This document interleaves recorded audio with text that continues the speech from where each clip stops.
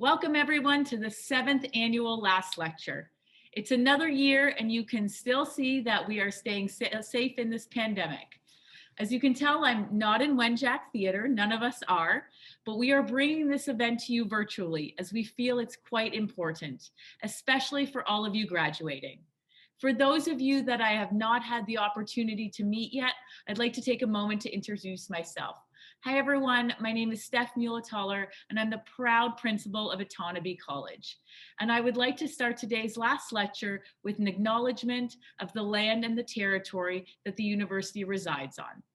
We respectfully acknowledge that we are in the treaty and the territory of the Mississauga and Anishinaabe. We offer our gratitude to the First Peoples for their care for and their teachings about our earth and our relations. May we honor these teachings. I want to welcome everyone who's watching, Trent staff, Trent faculty, community, alumni, parents and supporters, but most importantly, you all the students. We gather here today to celebrate each of our journeys, each of your journeys as a community of learners as you embark on your next adventure and chapter of your life. Feel free to use the chat. I'm not sure what side it's going to be on, but give a shout out to your loved ones and let's celebrate this huge achievement.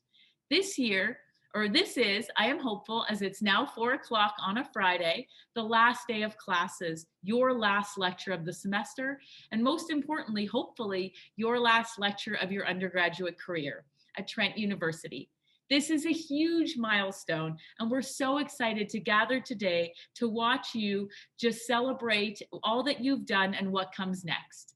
Over the last 4 years, give or take, maybe it was 2, 3, 5, maybe you took the scenic route, which is totally okay. Over those few years, depending on the path that you chose here at Trent, we have had the privilege of developing relationships with you and witnessing your journey and the completion of your undergraduate degree.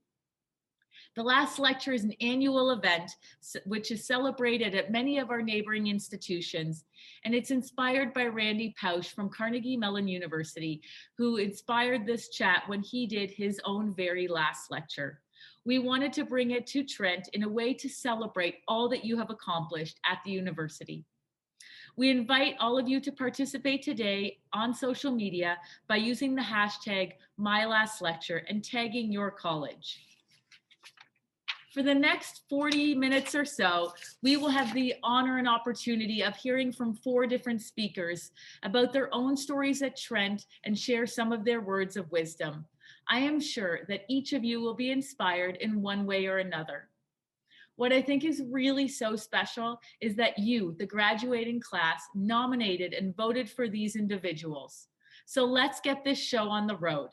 First of all, I would like to introduce our first speaker, Natalie Nelson. Natalie Nelson works at Trent as an academic skills instructor at Lady Eaton College, and she is a very proud Trent alum from the Department of Sociology and the School of Education. Natalie has been so fortunate to work with and learn from many wonderful Trent students, and she is incredibly honored to be chosen as this year's staff speaker for the last lecture. I will now pass it over to Natalie Nelson. Thanks, Stephanie. I would first like to express my sincere thanks to the graduating class and to the organizers of this wonderful event for inviting me to be a part of this special tradition. I have been incredibly fortunate to have had the opportunity to work with and learn from a number of students who are graduating this year. I'm truly honored you've asked me to be here. As a recent graduate of Trent, it wasn't too long ago that I was in your shoes, listening to my last lecture, and feeling a mix of pride and excitement for reaching the finish line of a long journey, exhaustion over those final assignments and upcoming exams, gratitude for the lessons, support, memories, and friendships made along the way, as well as a fair bit of uncertainty as to what would be next. You may be feeling some of that as well. Having experienced this tradition as a graduating student, it's made it all the more special to be asked to speak as part of this event. Initially, I was very nervous about what exactly to say. I hesitate to try and give any advice because I'm still very much figuring out who I am. Yet because of that, perhaps I can offer some relatability and encouragement.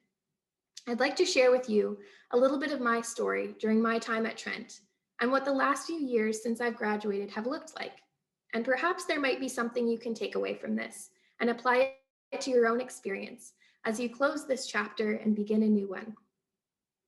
Like a lot of people, I began my university journey with what I thought was a pretty clear plan in mind for how the next several years would go and where this plan would lead me career-wise. However, I grew to learn that this plan I had made for myself wasn't really working. I didn't feel the excitement that I thought I would.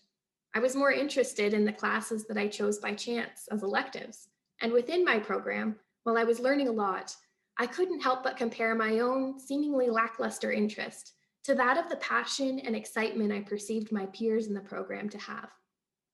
Doubt started to creep in quite a bit, and as someone who likes to plan, I was feeling a sense of dread that this plan I had created for myself might not be right for me after all.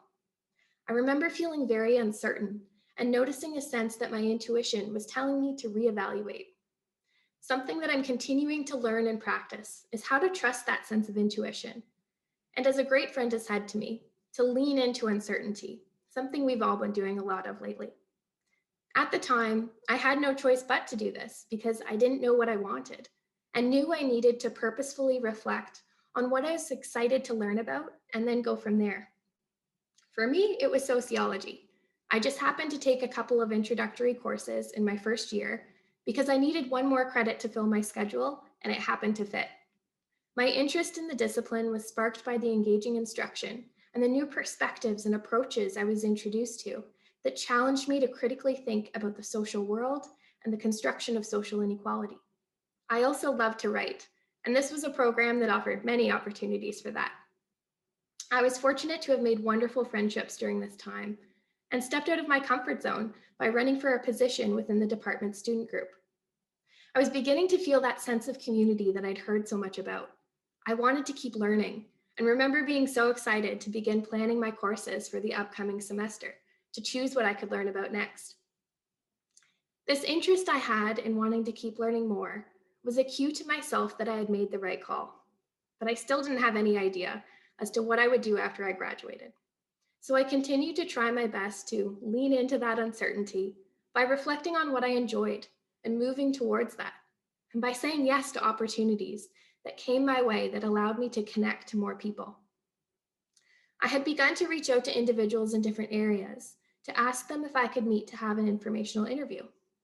This led me to be curious about post-secondary student affairs, and in particular, it led me to a very special conversation with someone who is a great friend and mentor to many, Christy Carlson. At the time, Christy was an academic advisor in Otonabee College, and I had asked to meet in order to ask Christy about what an academic advisor does, what working in post-secondary education looked like, and mainly to ask for advice on what I should do. That conversation was my first touch point in what is now a growing timeline of opportunities and experiences within the colleges and student services at Trent. From that point, I can clearly trace the path to where I am now, an academic skills instructor in Lady Eaton College. As a side note, you may be familiar with a leadership speaker named Drew Dudley, who has a very popular TED Talk on something called lollipop moments. A lollipop moment is an experience that you've had with someone that might be transformative and life-changing for you, but insignificant to the other person. They likely don't even recall it. It was just a moment for them, and they have no idea of the impact it had on you. My conversation with Christy was a lollipop moment for me. Christy spoke with such passion about advising in student services. Christy encouraged me to apply for a student job, where I would get the opportunity to support students choose their courses, book appointments, and get connected to a sense of community within their college and at Trent. I was fortunate to share my lollipop moment with Christy, and if you've had your own lollipop moment, consider reaching out to that person and share how they made an impact on your life. That conversation was the spark I needed to light up a vision and set of goals that I didn't know were possible. I was incredibly fortunate to work as a student staff member within the colleges, where I found a sense of belonging and purpose while surrounded by incredible leaders that continue to be mentors and friends. It's nerve-wracking and thrilling all at the same time, discovering that niche of where you find joy and can make a positive difference, doing something you can continue to challenge yourself in. I'm fortunate to be in a place where I feel that, and I hope you felt that feeling of belonging and community as well. Personally, I've recognized a struggle within myself sometimes with being a risk taker. Healthy risks that challenge me to grow and to fail, beautiful and hard things. I didn't really get involved outside of the classroom until my degree was almost over. I've sometimes struggled to confidently say yes to really great opportunities that have come my way. Most recently, I had a lot of self-doubt when I was asked to write and give this speech. Something that continues to help me with this is finding people who can offer mentorship, support, challenge, and love. People who encourage me not necessarily to say yes to things I want to say no to, and no to the things that I may feel obligated to say yes to, but instead, they encourage me to ask myself what I want and how I could work to achieve it. When I know the how, they're there to support me in taking that risk and saying yes to new opportunities that take me to that edge of feeling a little bit not ready for it, but have ended up paying off in really valuable ways. But I don't know about you. I don't always know what to do, never mind how to do it or how to achieve it. Maybe you're feeling a sense of that. Perhaps you've been asked that sometimes dreaded question of what your plans are after this. Perhaps you're asking yourself that very question. In my very brief experience, I think it comes back to that sense of intuition and trust in yourself. You know yourself better than anyone, and it's okay to not have a plan or an idea of what's next. I tried to make a plan for myself, but what I actually found was that the key opportunities that came my way were unexpected. In working to trust myself and move towards what I found to be joyful and purposeful work, I was preparing myself for the opportunity that I couldn't see was around the corner. A great strategy that we often share with students in academic skills is the benefit of taking a big idea or challenge and breaking it down into smaller and more manageable pieces. It works when planning an essay, and I think it can also be applied to how to make those big decisions and to trust your instincts. Your job right now is to take one step at a time and listen to those whispers that life throws your way. But what makes you happy? What gives you purpose? Most importantly, your job right now is to reflect on how far you've come and to celebrate that. It all goes so fast. Maybe the last few weeks or months have felt like they've dragged on. But think of the growth you've accomplished and what you've achieved since you began. There seems to be an impulse to always look ahead. Yet perhaps sometimes we need to pause to take a glance back in order to help focus on our next step. Oftentimes, we think of the degree itself as the accomplishment, and it certainly is. But you might also think about those intangible lessons and experiences that have challenged and shaped you over your time as a student. Ultimately, if there's anything that I've generally learned so far, I think it's this. Lean into uncertainty, trust your instincts, build those relationships, and find your community that will support and challenge you. Thanks for listening, and congratulations on all of your hard work. You did it. Oh, Natalie, that was so wonderful. Thank you so much for sharing your experiences and just focusing on the relationship, the importance of having that relationship with yourself and the trust, and just sharing how important that lollipop moment was for a lot of folks. My internet says it's unstable. We're just going to go with it, folks, if you're watching. But just sharing the importance of those conversations that may have happened haphazardly or intentionally, and just the massive impact that it can have on one's life. And having known you as a student, my heart is just bursting for you and all the growth and just wonderful approach that you've taken on life. So congratulations to Natalie, our staff speaker. And now I'm going to welcome our alumni speaker, Melissa Law. So after graduating from Trent in 1995, Melissa, with her bachelor's degree of administrative studies, Melissa ventured off down the 401 to Queen's University to complete her master's of industrial relations before she entered the workforce in a progressive career throughout the profession of human resources. With 25 years of leadership experience spanning over 4 industries, Melissa has had the opportunity to work for several large Canadian organizations, including Walmart, Bell, Akon, not the rapper, and Rivera. In her current role as Vice President, Talent Management with Rivera, Melissa continues to live a life of passion for inspiring change, growth, and achievement through her work on strategy alignment, corporate universities, professional coaching, employer branding, and employer well-being, something that's so important.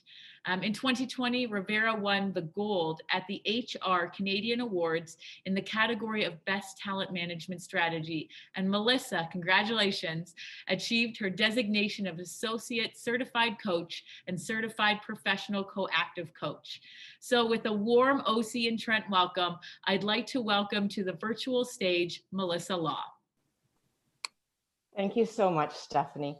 I am truly honored to be delivering this year's last lecture on behalf of alumni to the graduating class of 2021.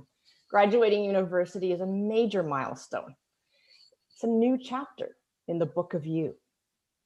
I reflected about what I might share with you from my life experiences since those remarkable days at Trent University. I remember standing outside of a house in Otonabee College alone, waving goodbye to my parents, feeling very shy and very introverted. It turns out that those 4 years were just the beginning of my story. Little did I realize then that the prologue was being written. Even though there's a time difference of 3 decades, perhaps you can relate to the sense of budding independence as I learned to live on my own, making new friends, and experiencing Trent from each perspective of student life. Dorm rooms, shared bathrooms, lecture halls, class schedules, maybe not the greatest of rentals in Peterborough, roommates, and of course, the fine bar establishments that were packed until last call. One of the things that I'm truly grateful for was my mentor during university days. I'm thankful for Professor Maeve Quaid, formerly of the School of Business, who shocked me into enrolling for graduate studies when I was way too nearsighted to realize my own potential. I'm also really thankful for that short brunette who always sat in the front row of lectures and asked a lot of questions. She opened my mind to many different perspectives, and she became my best friend. Her name was Robin Morris. Robin wasn't afraid to explore and to try new things. She was perfectly comfortable being her authentic self and embracing each moment life had to offer. Robin was instrumental in bringing change to Trent University, along with Professor Quaid and a few others, who started the movement to introduce human resource management as a specialization within the business administration program. Although Robin passed away on July 3rd, 2001, at the age of 30, her memory is honored in the School of Business through the Robin Morris Scholarship. Perhaps more than any knowledge gained during university, I value the life lessons I learned through relationships and choices made, no matter how they fared. No doubt you've heard the saying, "My life is an open book." Suppose that were true. The past is the prologue. It's already written. Words on paper, informative and true, non-editable. What's important is to cherish the memories. There is no benefit from rumination, only feelings of regret and perhaps guilt, feelings and emotions that prevent you from living in the present. The future is the epilogue, something to be envisioned and empowered. It's not yet written, and it's without true form because it depends on the chapters that come before it. The narrative that is the present is the real story. The truth that is drafted one day, one decision, one action at a time. That's what matters most. Since I have several chapters of my story already lived and already written, I'd like to be an open book and share a few with you today. A few chapters that embody lessons learned, lived, and honored. So let's begin. Chapter 1. Life happens, just live it. Like so many others, I had this storybook version of what my life should be. Graduate, find a job, get promoted, get married, get promoted, have a baby, get promoted, change the world, get promoted, and of course, live happily ever after. While I have been blessed to experience most of these, and some more than once, I didn't plan for nor could I even anticipate all the other things that life threw at me. Losing my best friend to cancer, taking a step back professionally after having my first child, divorcing my husband after having my second child, leaving a senior role at one company only to be restructured out of another, battling anxiety that woke me up in the night like a punch in the gut, taking a leave of absence during the prime of my career, and supporting my daughter's battles with mental illness. Who knew? Luckily, I eventually learned that imposing categories of good versus bad and me versus you not only creates a roller coaster of emotions, but also pressure tests relationships to the point of breaking. When we are accepting of the just isness of life, agreeing not to make assumptions or to take things personally, we are better able to live in the moment and experience the richness rather than trying to fix something that really is not broken. It is only then that we can truly appreciate what life is all about. No one buys a book so they can jump to the end and read the epilogue. Embrace the journey at every single chapter, because that's where the real story lives. Chapter 2. Your brain is your greatest gift and your biggest enemy. Yep, that very brain that gathered and retained all that knowledge through school can become your biggest nemesis if you let it. Those nights when I woke feeling worry and anxiety, I gave in to the self-generated story that kept playing on a repeating loop in my head. I wasn't doing enough. I was a terrible mother. I was letting people down. On the commute to and from work, I would experience anger with the driver that would cut me off on the highway. During the day, I'd blame others for sometimes making me feel unheard and uncertain, only to return home in the evenings and feel resentment when I was asked to do more things for other people. Eventually, and thankfully, I learned that no one was making me feel these emotions. No one had the power other than me to do this. I was choosing to label those experiences. I was accepting the story that was playing out in my head, a story whose epilogue was destined for burnout. It was time to stop listening to what was holding me back, my brain.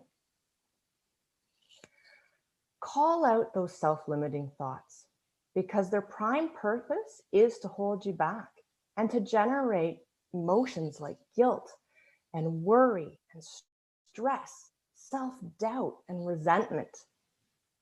Your internal negative self-talk will test you when deciding whether to apply for a graduate program or apply for a job. Maybe it will be when you're making new friends or choosing to say goodbye to old ones. It could be when you're deciding on a big career move or whether you're ready to start a family.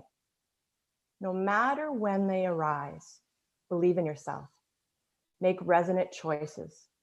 Script the next chapter with purpose and conviction, regardless of where it might lead you. How you choose to show up and what you choose to do is the real story. Chapter 3. Always do your best. Brilliant advice, isn't it? I bet you're sitting there wondering, Why are you telling me this when I've been hearing it from my parents for years? I know, I heard it too. So please allow me to put a little more context around this. Whether it was the job interviews I landed or the ones I didn't, the promotion I wasn't quite ready for, or the one that I absolutely beamed over. Whether it was my first marriage that failed or my second marriage that landed me my soulmate, it really doesn't matter, because in each situation, I showed up and I did my best. Some, if not all of you, will cross moments in life when you can't see through a fog of uncertainty or turmoil. The massive landscape of life and what will the future hold can be overwhelming sometimes. So focus on the present, here and now, and just do your best, hour by hour, minute by minute, until a sense of balance is restored. We can't control the events that unravel around us, nor the reactions of other people. We can, however, control how we choose to show up. There may be days when your best is simply getting out of bed, when all you really want to do is cover up and hide beneath the blankets. Maybe it might be that you didn't get angry and upset with that driver that cut you off on the highway. Doing your best doesn't have to be insurmountable or even monumental. It can be a single act of courage, restraint, or kindness. Eventually, you'll have a collection of moments that breathe life into what makes your story so incredibly unique and special. A chapter in the book of you could be a span of many years or a collection of several minutes. However long it is, just do your best in that particular moment. I truly hope some of these life lessons will resonate and stay with you as you begin the next chapter in your life. Have fun and learn along the way, because it truly is about the journey, not the destination. Remember that only you have permission to author the chapters of your story. Be thankful for the past, look forward to the future, and live in the present. Congratulations on arriving here at graduating from Trent University. I wish you all the best in your next chapter. Thank you so much for that, Melissa. And I know you used a book as a metaphor, but I genuinely mean this of like, if you ever write a book, or if you already have, I would love to read it. I appreciate so much, because we all don't know each other, for those watching, very well.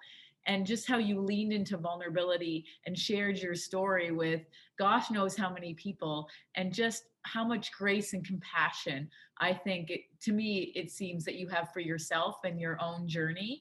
And that is one thing I hope for students, that they give themselves a little more grace and compassion as we figure out our path, and not everything is as clear cut as we built it to be when we were younger, which I hear you on that one. Sometimes there are different forks in the road and different challenges that will lead you to where you need to be right now. So thank you so very much for that. It is now my pleasure to introduce our faculty, our chosen faculty for today for our last lecture. So William T. Smail has a lot of letters after his name, so he's done a lot of amazing things. But currently, Bill is an associate professor here at Trent in the School of Education and Professional Learning in Peterborough, Ontario. He teaches undergraduate and graduate courses in educational law, ethics, and professional conduct.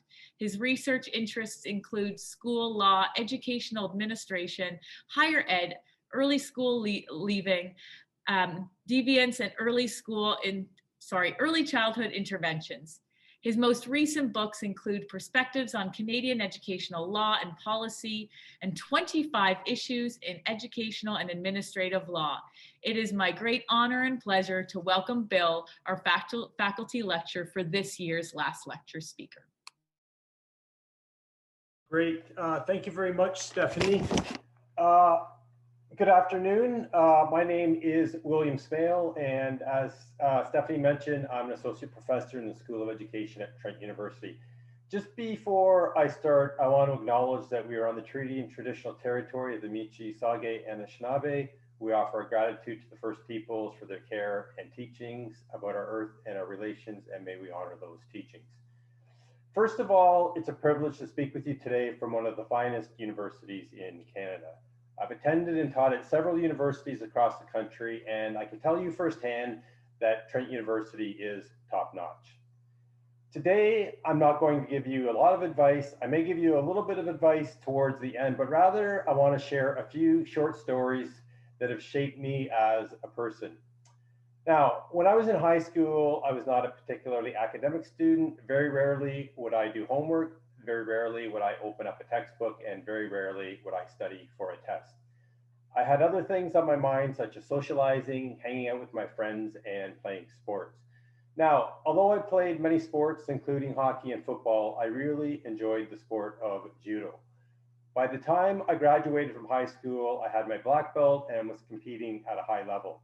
From sports, particularly judo, I learned many things that would follow me through life, including self-discipline, respect for my teachers, respect for my coaches, respect for my parents, and I also learned about hard work.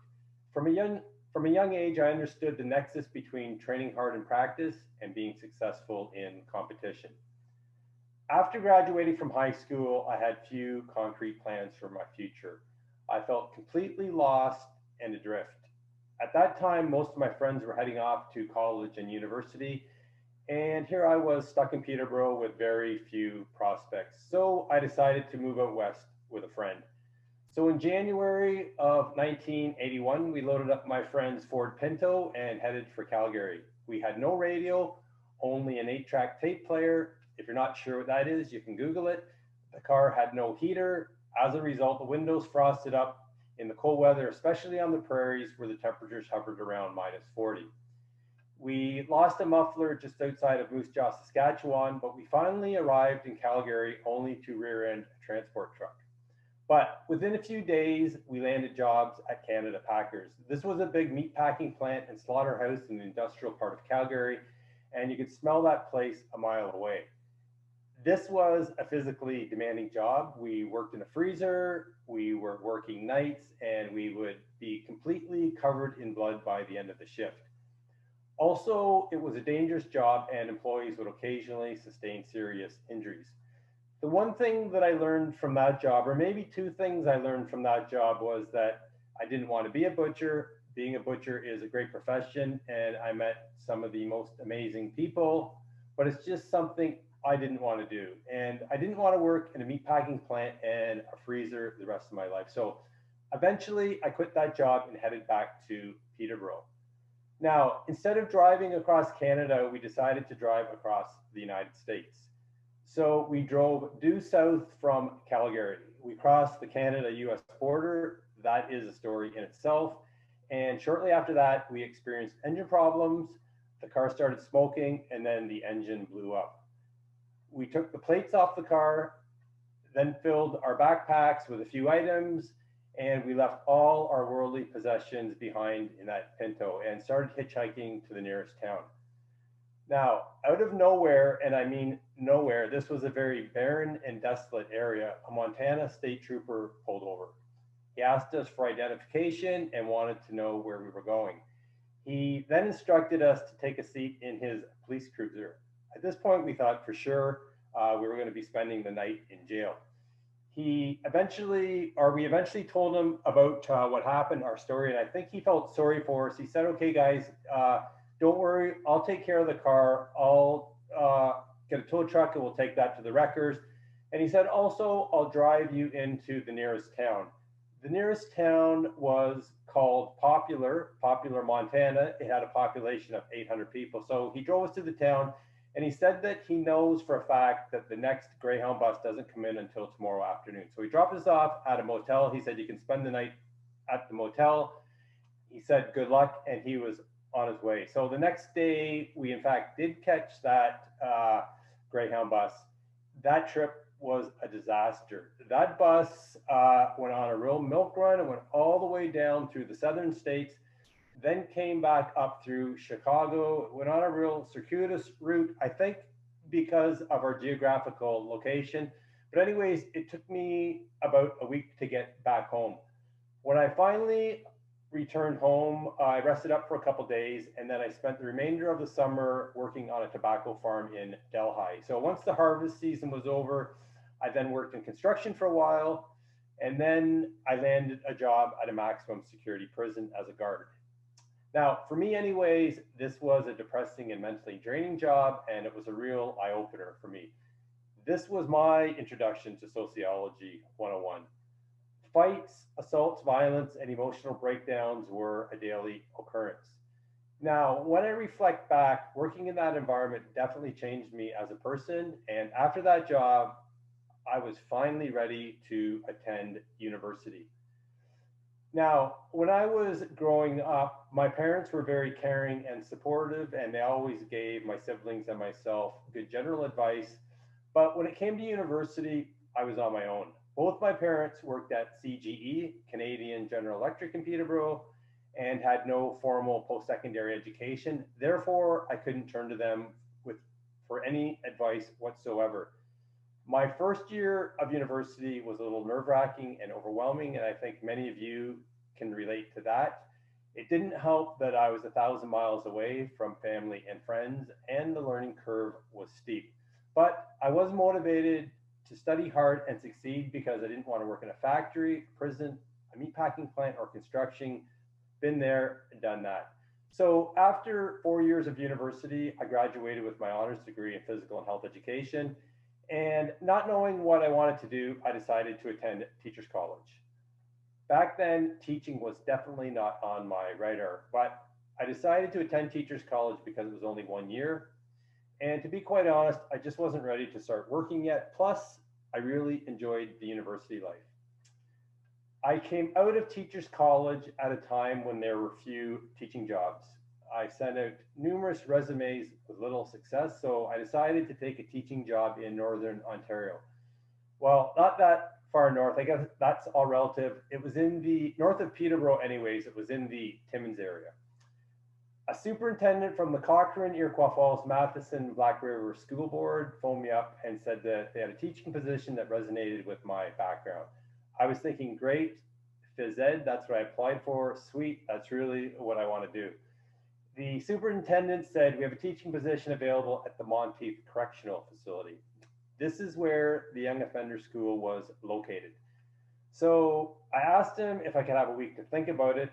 He said, certainly. I was just buying time, hoping that something else would come up, because I really did not want to return to that environment that I really had, I guess, a negative experience in the first time around.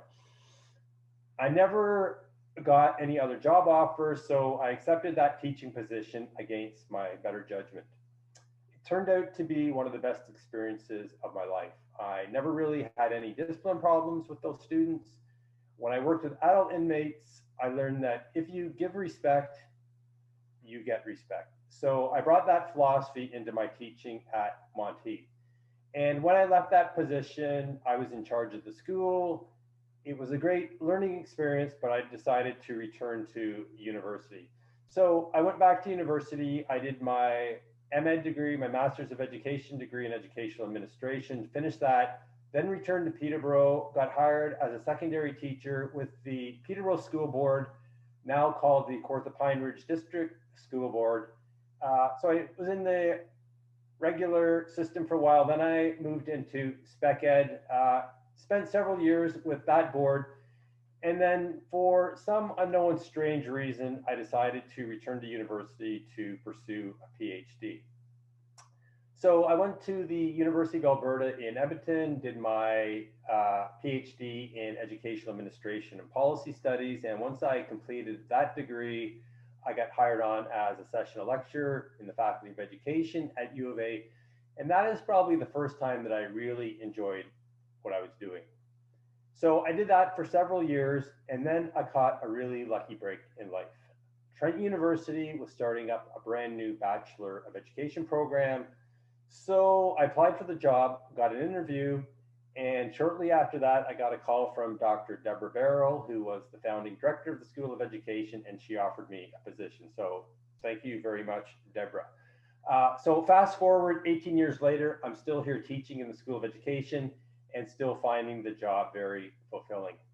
Now, what I want to do is just finish off with a few suggestions based on my own personal life experiences. Uh, Number one, I would say be compassionate and generous towards the less fortunate. Pablo Picasso is quoted as stating that the meaning of life is to find your gift. The purpose of life is to give it away. Number two, step out of your comfort zone, take risks, and don't be afraid to fail.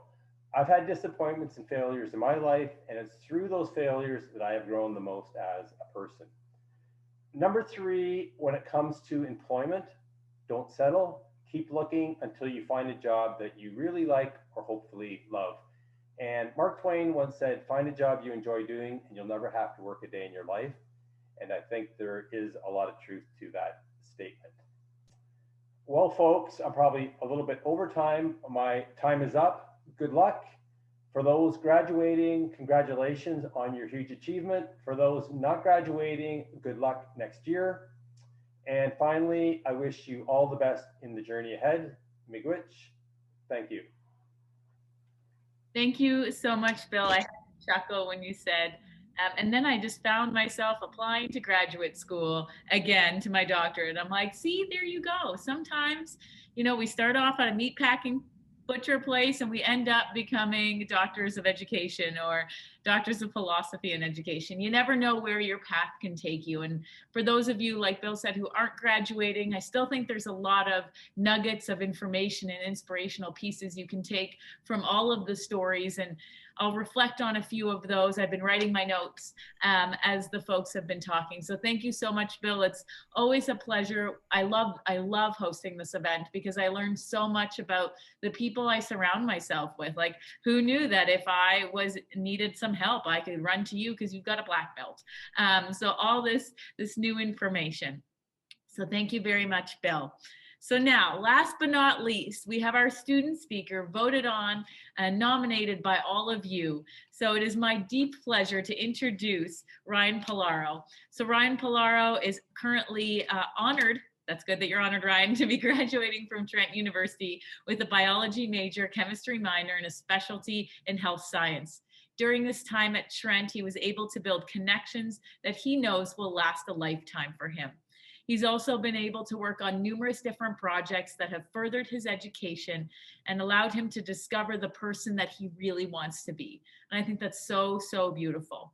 He was lucky enough to partake in 2 school jobs. He earned them. I sat in one of those interviews as a Trent ambassador, giving tours to new students and as an orientation facilitator for the one and only Autonomy College. He also took part in school clubs as a student, such as student cabinet, Oxfam, and intramural sports, including volleyball, dodgeball, and frisbee. He is so thankful for the opportunities that have been offered to him here at Trent, and he's very excited to use what he has learned to continue to grow as a person. So I'd like to introduce to all of you your student speaker, Ryan Polaro. Thanks so much, Steph. First off, before I get started, I want to say it's an honor representing Trent University and our graduating class. And I want to thank all the students who voted for me and supported me. Over my time here at Trent, as Steph mentioned, I consider myself very lucky. I got to be an orientation week leader and facilitator, a Trent University ambassador, join Autonomy College cabinet, and hopefully graduate this year. These experiences have taught me so much about myself, and I'm so thankful to be giving this speech right now. One challenge of writing a Zoom speech is that no one can laugh at my jokes. But this is not new to me because no one laughs at my jokes anyways. When thinking of the speech, I was debating on what I wanted to talk about and what the thesis of it would be. Oh no, you know when I'm using words like thesis, that university did have some effect on me. Maybe I could talk about my experiences I had here at Trent, or what I learned, or how to write a 10-minute speech in one day. But after much thought, I realized that today is definitely not about me or my success, but rather the success of each student graduating. Each student who is graduating today has experienced success in some shape or form. Along with success, we've all experienced some sort of change or growth as well. If the current version of you could go back in time and meet with the version of you coming to Trent, you'd probably laugh at how different you've become. That's because the person you are today is someone you should be very proud of. Despite everything that's been thrown at you, every struggle you've had has led to this moment, graduating Trent University. This brought me to what I want to talk about today, change and growth over our course here at Trent. To this, I want to go back in time and remember our years at Trent. So let's go back to the big decision. And I'm not talking hamburgers or hot dogs. That's a cheesy one, I'm sorry. I'm talking about the decision that led you to Trent University. Maybe it was a campus tour, and as you walked across the Ferry-on Bridge, you stopped, took in the view, and said, I can't wait to be here every day. The same bridge we'd all come to dread in the freezing cold winter when we had to walk over it. Or maybe you went to the Durham campus and were impressed by our many programs offered there. Maybe it was the idea of a collegiate system and that your identity best fit with one of the colleges. Or maybe you applied to Trent because you just didn't know where else to apply. Whatever the reason you chose to apply, it led to a decision that impacted who you are today. Let's think back to our first day, the start of our university career. The day we were all so nervous for, worried that we might not make friends or find our way to class. Maybe you were staying in student residence or commuting for the first time. As you move into your new home, there are two types of parents. Those who will stay until the very last minute and cry when they have to leave, and those who can't wait to get rid of you and turn your bedroom into a workout space. This was the year of learning the names of buildings, how to get to our classrooms, and this thing called Blackboard. Maybe you're like me and didn't even know what a syllabus was until well into your first month of school. You could have potentially made new friends through orientation week events or new roommates. Your mom might have called you on that very first night, but you didn't pick up because you're getting to know your new friends. As some time went on here at Trent, you discovered what it means to be a Trent student, and you became a pro at using Find My Class. You hear the thing called HOCO, and you decide to check it out. As time went on, you all took your first swim in the Tonabee River, got addicted to Kickstarts and Starbucks, and discovered the oh so famous chicken twister wrap. Your parents might have called you yet again to the point where you go, please stop worrying about me. I promise I'm okay and alive. Before you knew it, exam time was up, and you realized that maybe you shouldn't have slept in for that one class.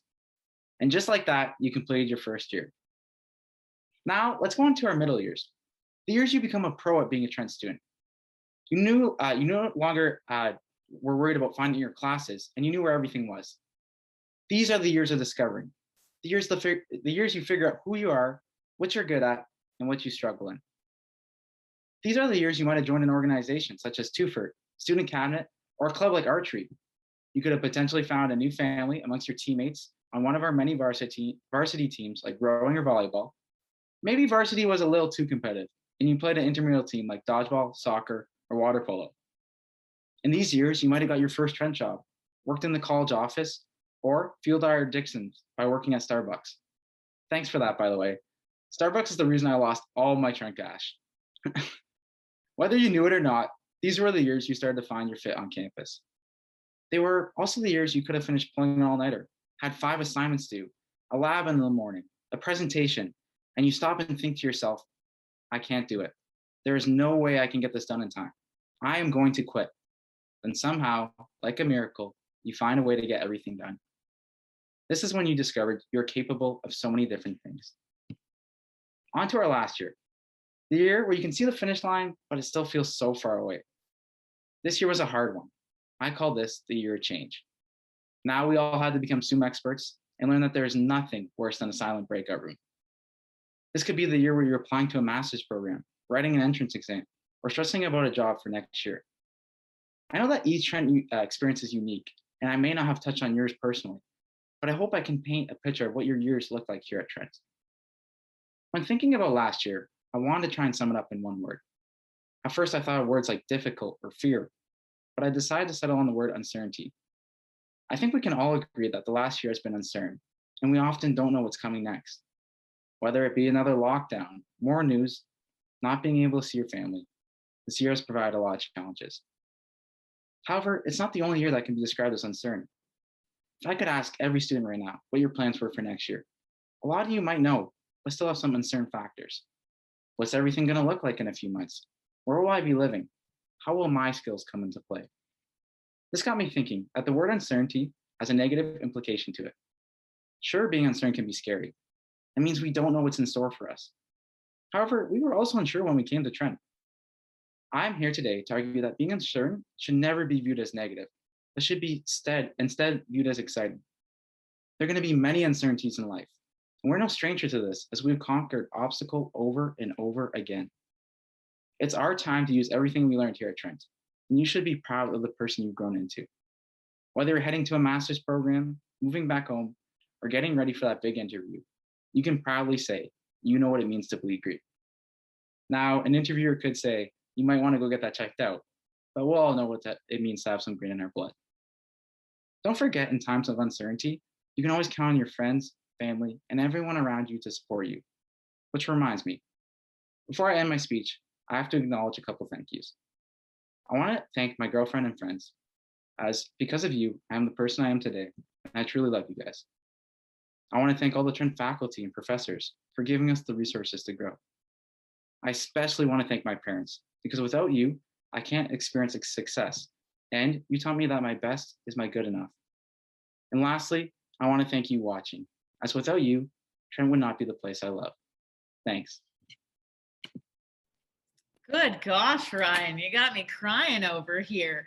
For those of you that don't know, Ryan, I would say you have grown quite a bit in your ability to do talks on camera. So Ryan and I worked together last year, and this has been growth. Look at you go. No, that was really, really lovely. I had to laugh when I thought, when you mentioned the parents at the end of, when they drop you off for school. For those of you that have worked with me, you've heard the story 1,000 times. I grew up on a dairy farm, and my mother physically didn't get out of the car. She was like, okay, goodbye now. And also I came from immigrant parents, and I'm an immigrant myself. So she didn't see what the big deal was, because they had moved, to Canada in the 80s. And so I had to laugh when I thought, yep, my mother did not get out of the car. And so I appreciate all your stories and just how you talked about really trusting the experience. And all of you talked a little bit about where you had come from and where you're now going. And so what I'm going to do for everyone is I'm going to, if I can get this to work in a second, change the view so you can see all of us together. We're all here in our virtual world. And I just want to say thank you to each and every one of you. I just absolutely love this event because, as Ryan said, this year has been uncertain, but it reminds me of the beauty of life and the lessons that we learn and all that cheesy stuff, Ryan. I think it's good to infuse our lives with joy and laughter.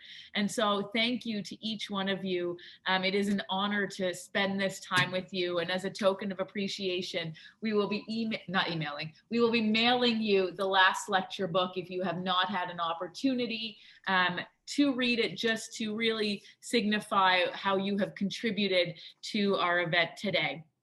I'd also like to take a moment to acknowledge and thank some folks that helped today happen.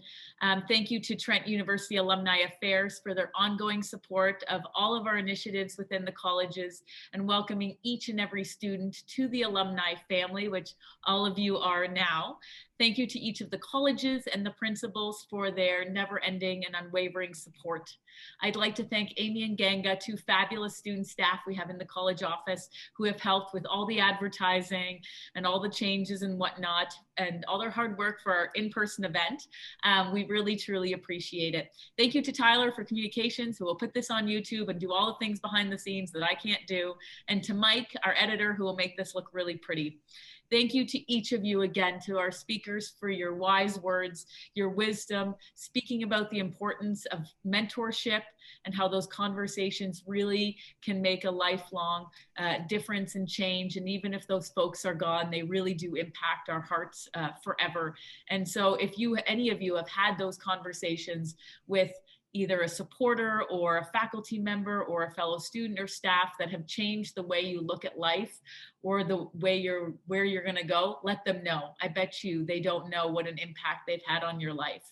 And so thank you for all those wise words and just articulating that with social media and the world, we, you know, or maybe I'm speaking for myself, we think there's this path you have to go on, and just like throw it out the door. Lean into that uncertainty, into that vulnerability, and trust your gut and yourself. I think that's most important. And also acknowledge where your brain is going and what story it's telling itself and where the evidence is. So always make sure you look at where the evidence is. And so thank you to all of you. Again, it's been such a pleasure.